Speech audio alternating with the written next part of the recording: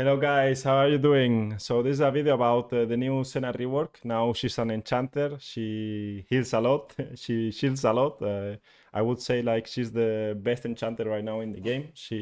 The numbers were pretty impressive when I played her. I was not going to make a guide or explain anything about Senna, but I saw that she was pretty strong in the first game I played. I tried some different builds with her that we're going to talk about, and she's way different than when you play her lethality. So it's worth me explaining to you how to play the laning phase, what you need to look for, how to play team fights, objective setup, mid game, how do you play the mid game. So very, very standard. We are going to go through first the builds, then the runes, then we are going to go and see some clips from my POV, and I'm going to explain you what I'm doing, what I'm thinking, what you guys should be looking for. Yeah, so these are the first games that I played with her. It looked pretty good. That's also like one of the reasons that we are here doing my first champion guide, and maybe there are going to be some more. So let's jump first into the runes. So for runes, we will go Aeri, Mana Flow, Transcendence, Gathering Storm, and second one, Resolve. I don't see a point to change the main runes to another one. Maybe some of you, like with other enchanters, you go Guardian, but I will explain you how to play against like engaged supports like Blitzcrank, Pike, Nautilus. I would always ban Pike. That's something that we're also going to talk about after. But Aeri is the best. Mana Flow, it's mandatory. Also, it's very important to play around Mana Flow before the first base, and I'm also going to go into that in the gameplay part. So Transcendence, maybe you want to go Absolute Focus, but I don't think you really need the extra adaptive damage. You need the CDR, very important to get your Q up all the time. The ulti up is really low cooldown, which is insane and very satisfying when you put those big shields. Gathering Storm, again, you are not a lane bully anymore. You are not like putting so much pressure in lane. So scaling is a big thing. For low elos, this is insane because the games go really, really late. And right now she's one of the best enchanters in the game. So Gathering Storm for 100%. Then for secondary runes, it's true that you could go Inspiration with Magical Footwear, and you could go Biscuit, like the cookies.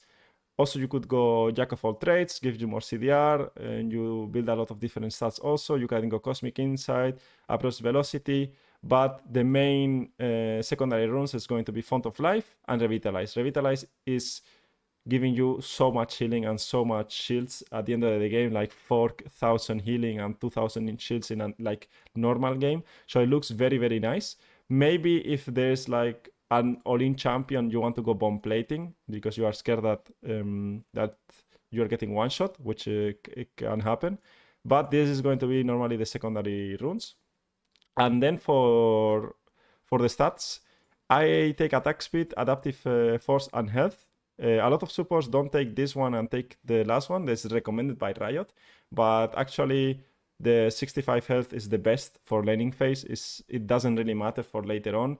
I was trying this at first. I was trying HP health, flat health, and ability haste, but I end up not being that strong in lane or not that useful in lane. So I wanted to have some lane presence at least. So I took some adaptive force and attack speed. And actually the attack speed is going to give you the CDR on the Q as well. So it's not that bad to take it. It feels also better because you got attack speed nerfed like quite a lot. Yeah, that would be the runes. I would just change to maybe more health if I was playing against engaged champions. So yeah, let's start with the builds. So first of all, you go normal support item and 2 potions. You go Oracle Lens or you go the Ward Trinket. If you are losing, you go Ward Trinket, the lane. If you win the lane to bully more, you go Sweeper. And that's the main thing, right? Maybe in another video I will explain the support concepts. But right now let's stick to the build of Senna. Heal or Exhaust will be my 2 summoners. I will play Heal if they don't have really like a Rengar, Diana, Katarina, Samiras that they are engaging and going in.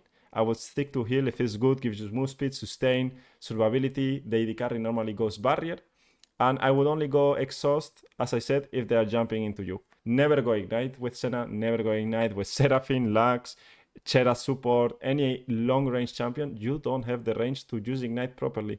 So never go Ignite. Go heal or go barrier yourself if your AD card is playing a cleanse or something else, or go exhaust, okay? But never go Ignite, please. Even if it's more kill potential, doesn't make sense for you to do. You should never be in range. All right, talking about builds, you go Ionian boots for sure. Right now you are a mage, so you want all your cooldowns faster. And also it feels really nice for the summoner spells. Maybe you could go Swifties, maybe you could go Tabis or Mercs. Mercs are really nerfed at the moment. Depends on the patch. Maybe some patch will change. But CDR boots feels good. You play Senna like a mage right now. So as you see, Riot recommends you bullshit, complete crap. Only Echoes of Elia is right now in suggested items. So nothing that is in suggested item is good except Echoes of Elia. This is going to be your first item, okay? So your first item will be Echoes of Elia, and then here, this is what I like to see, Riot. Moonstone Renewer is just going to be your second item, and Downcore is going to be your third item, okay? So I tried also to, instead of going Downcore, I was going Black Cleaver, okay? So I would go, let me do this, Echoes of Elia, and then I would go Black Cleaver, that is in Fighter here, but it's really expensive.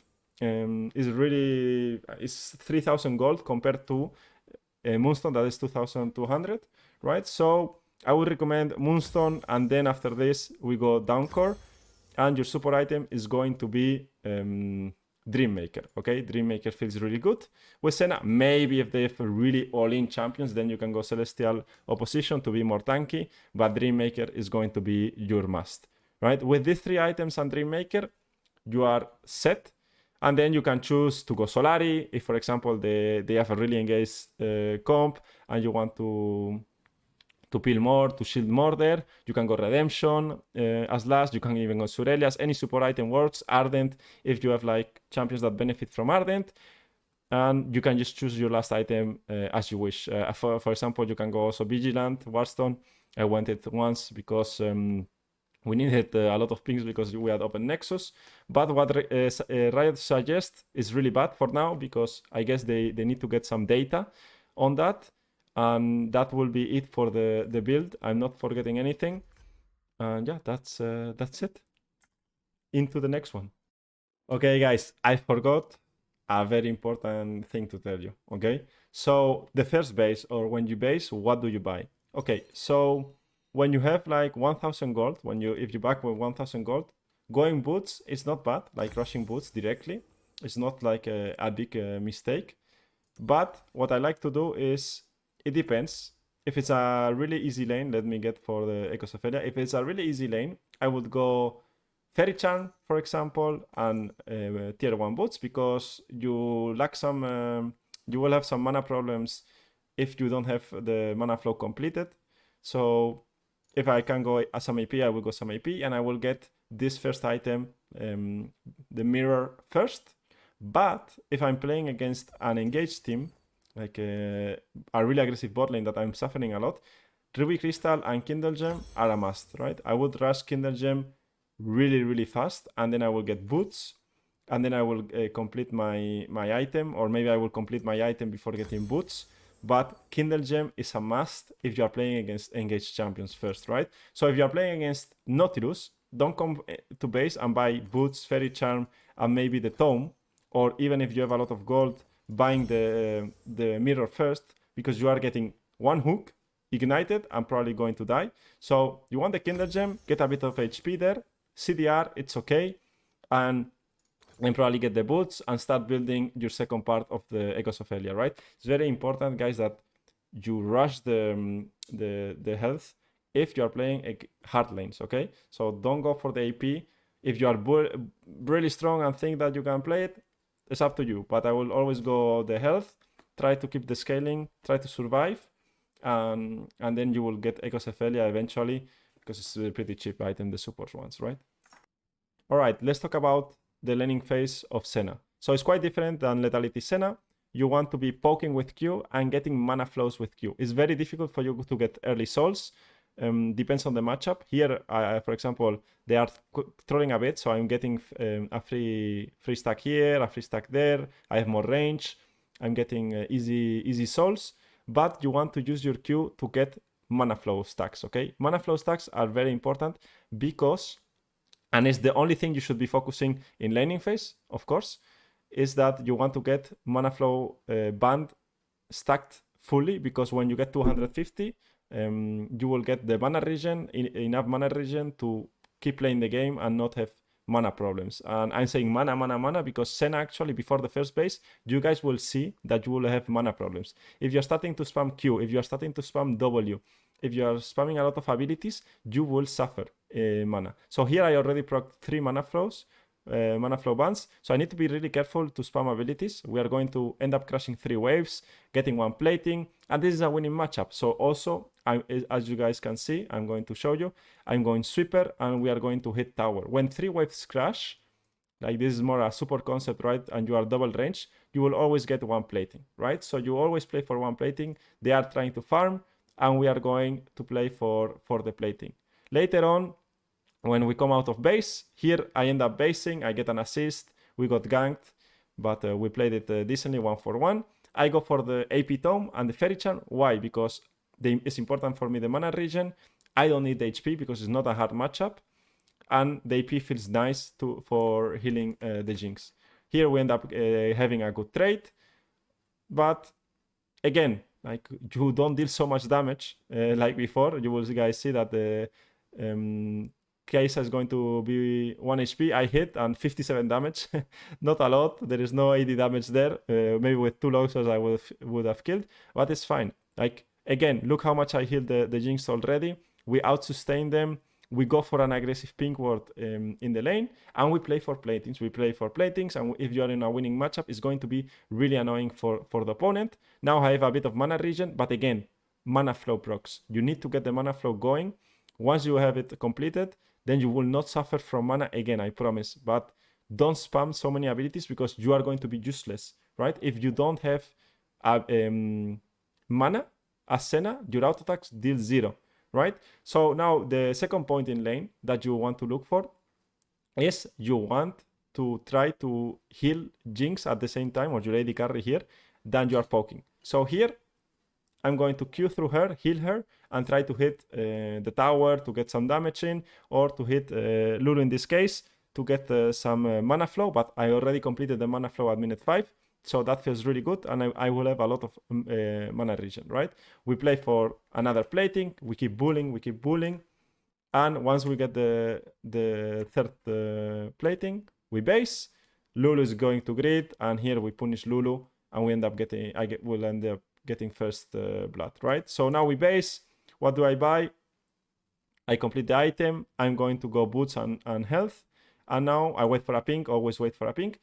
And this is the problem with Senna, and you are going to struggle against CC supports, is that you cannot really roam. So I open directly mid lane, but I pay attention that my camps in my jungle are up. So I need to be careful that my enemy jungler doesn't steal them. So I'm going to try to ward for my Cartus, 1 ping on the red buff, playing a bit of weak side.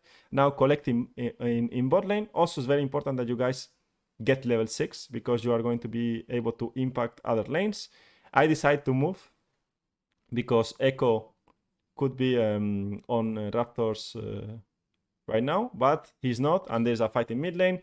Normally, you should not roam, but here I'm just matching the Lulu. We take a fight where we end up getting quite some kills, and just be active with the team. Sometimes it's also fine, but it's not the strongest point from Senna anymore, because before you would rush tier 2 boots and just move around the map and get some solve with your jungle, get some activity with your jungle, but there's no more river Senna with this build, unfortunately.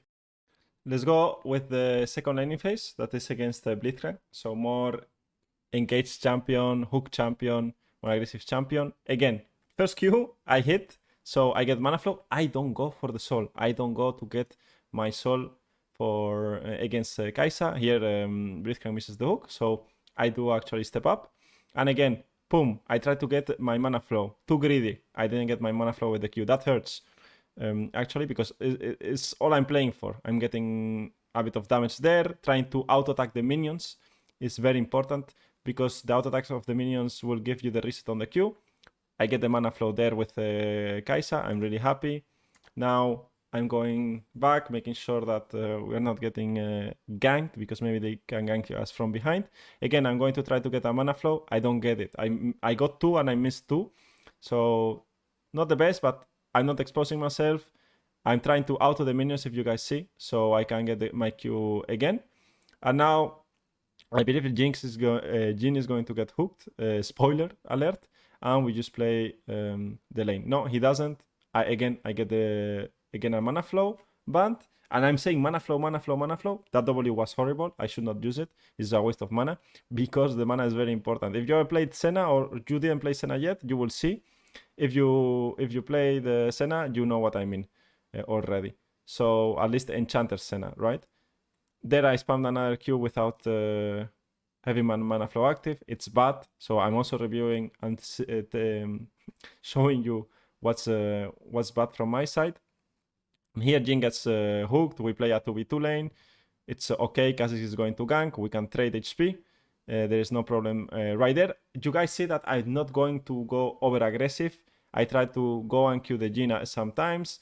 I could be maybe more aggro here, but I'm not dealing so much damage at all, and you will not deal damage in the game. So we end up pushing. I try to crash alone, and here without mana I will struggle, but I mean enemy team is also trolling, running it down, and I will have a 1k gold reset. And this is what I wanted to show you also, is that now I'm going for HP. Okay, we talked about this in the build one. Go for HP, and I go for boots, and I don't go for the pink. Okay, I don't like not going out with a pink, but sometimes it is what it is. It's solo queue. It's not competitive. So I need to the move speed to get better positioning against Blitzcrank, and I want the Kindle Gem to be more tanky, right? So let's jump into the next point. That is at 7 minutes. 7 minutes 10 here. We hit the tower, and I ulted. So again, you want to stay in lane, as I said before. Try to get platings, try to get ahead. You cannot really roam, and Blitzcrank is going to roam, so he's going to try to make a difference, but I need to punish enemy Kaisa. We cannot really dive, so we are going to get platings. It's hard to match those roams, because the champion is not good for that.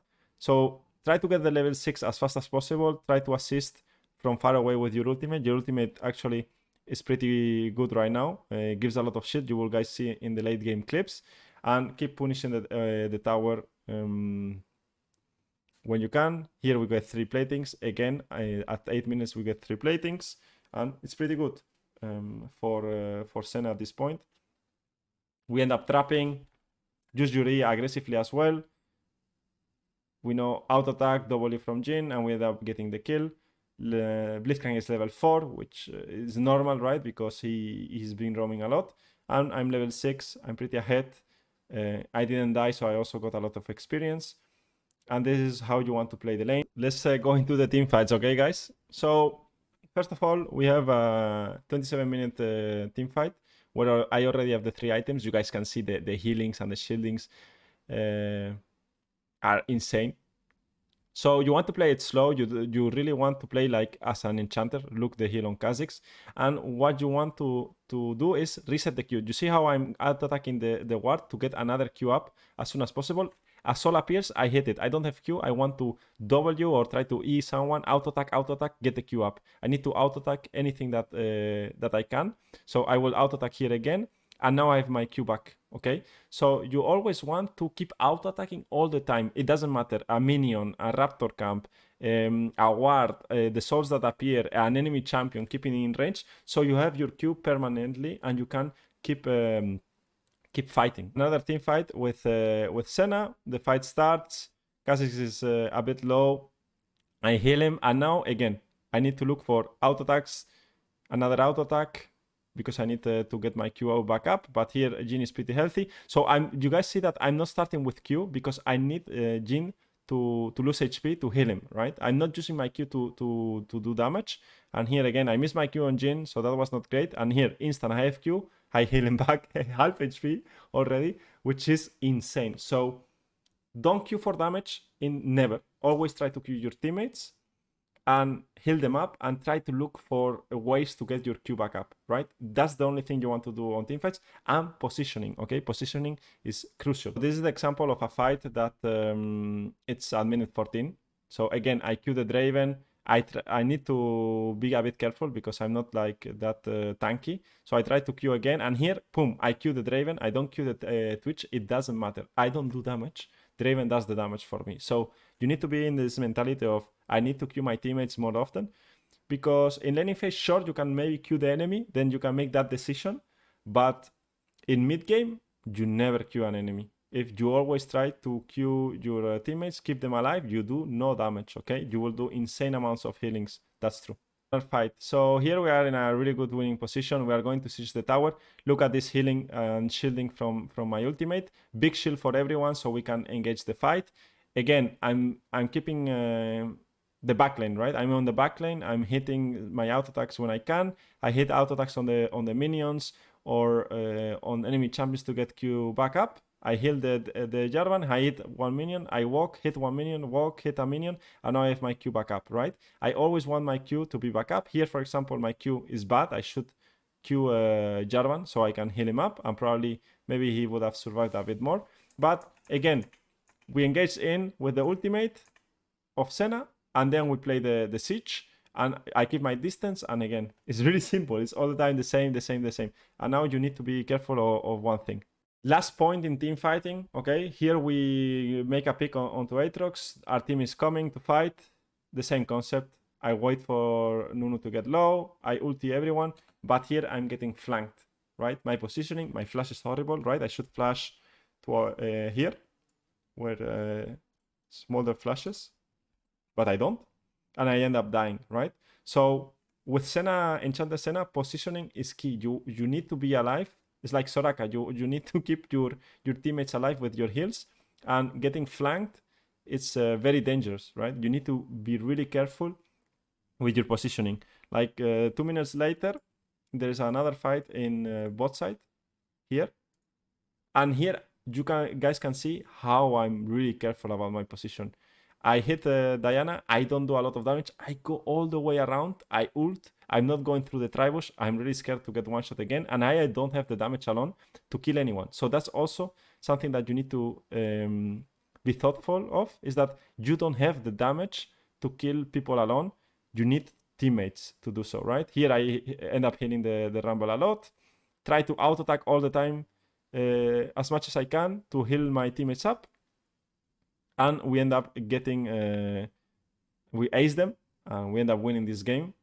And again, just look at the Qs, how much it heals. I'm going to Q here, for example, 2 people. It heals so much. It's like Soraka heals almost, even maybe greater, I would say. And you can do it on multiple members if they're on your Q line, right? So it's actually insane. So we talked about the runes, the build, what to do in early game, how to play your lane, what you should be looking for. How to base, what you should buy on your first base, how to play team fights, how to play a mid game. You don't roam that much, you stay around your teammates, right? You are like this Enchanter support, greater, right? The new Enchanter support. So now, a tip for everyone, and something that you should be actively looking for, is to start Nashors. You will see that you don't lose HP doing Nashors. Like, for example, Taric as a champion, boom, so much healing going on. Right? Like, we are able to do a 21-minute Nashor. Sure, we have Nunu, but I'm going to show you another example just after this. And we are keeping everyone healthy with just a couple of Qs, 3 Qs, and we are able to do a 21-minute Nashor. And we are not that ahead of the game, right? We are not stomping the game. I'm really fine in the game, but we are still 20 to 21 kills.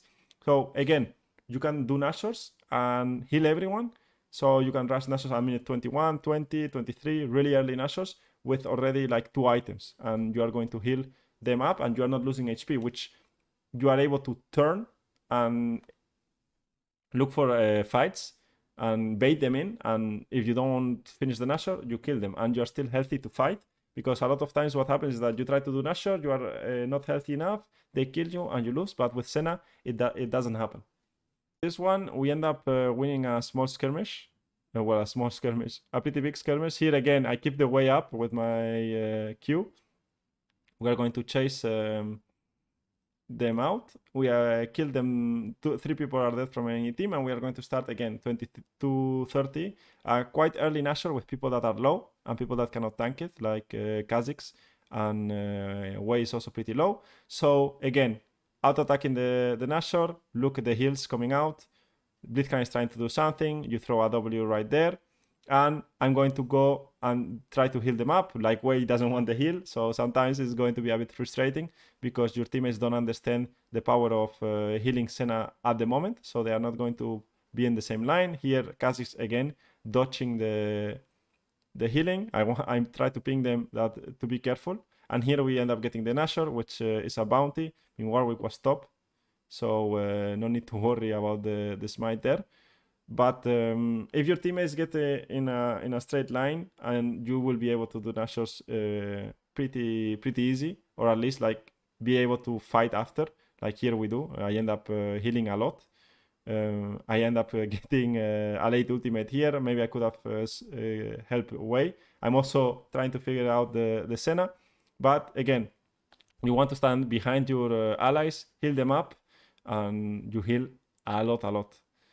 So that's it for the Senna gameplay, for the Senna guide. I know it's a short guide, or with it's not like very extensive guide. It's the first one I do. I wanted to get it out because I think the champion is pretty strong. You guys can abuse it.